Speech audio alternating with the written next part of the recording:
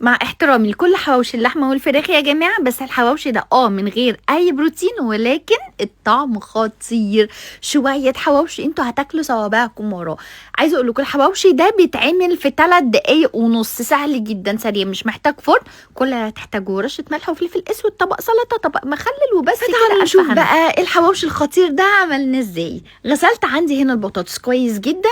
لازم يكون عندنا ليفه لغسيل الخضار، بغسل بيها البطاطس، البطاطا، البنجر، اي حاجه كده انا محتاجه ان انا اغسلها واسويها بقشرها، لازم يكون عندي ليفه ليها. وبعدين استنيت الميه تغلي، وبعد كده قطعت البطاطس زي ما انتم شايفين كده وسلقتها. خلاص اتسلقت عندي، هبدا بقى اقشرها بمنتهى السهوله بعد يا جماعه ما تتسلق عندي كويس جدا. ممكن طبعا اضيف ملح في ميه السلق، ولكن لازم يكون الملح وانا بتعامل مع البطاطس بحرص، لان البطاطس اساسا بتشرب الملح كده. طيب وبعدين بطاطس سلقت هركنها على جنب، واجيب بقى عندي هنا طاسه حلوه واحط فيها بقى شويه زيت زيتون وبصل مفروم كده ناعم، اقلبه يدبل معايا. وبعدين اروح حاطه عليه بقى عندي هنا فصين توم، يا سلام لو التوم فريش، واروح هرساهم عندي هنا على طول بالهراسه، واحط بقى عندي بقى هنا البطاطس اللي سلقتها.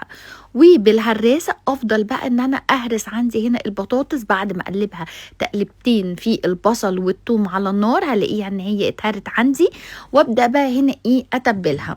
البهارات اللي عندي هنا اللي هتوصل لي طعم الحواوشي مهمه جدا، فبحط ملح، فلفل اسود، 7 بهارات، رشة حبهان مطحون، توم باودر وبصل باودر. الحاجات دي كلها بتأثر جدا في الطعم.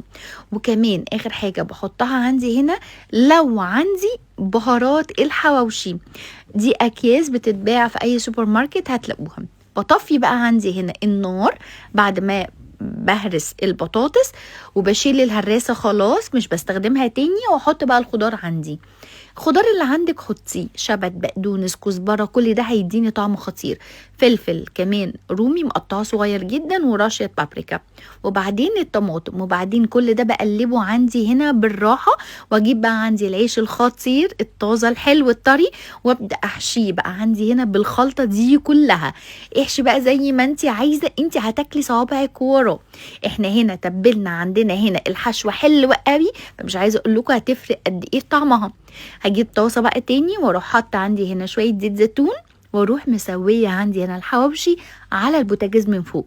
هيحرمش ويقرمش كده من الجنبين، مش هتاخد وقت خالص عندي، لان احنا عندنا كل حاجه مستويه بسرعه جدا، مستويه، الخضار مش محتاج تسويه، فعندنا كل حاجه هنا جاهزه على طول، ان بس عندي العيش يقرمش ويحرمش. وبس كده خلصنا، ما اخدتش وقت خالص. بس عايزه اقول لكم الطعم خطير. لو شايفين الفيديو حلو هستنى منكم كومنت حلو من قلبكم، ولايك وشير للفيديو، وبس كده. وهستنى رايكم طبعا بعد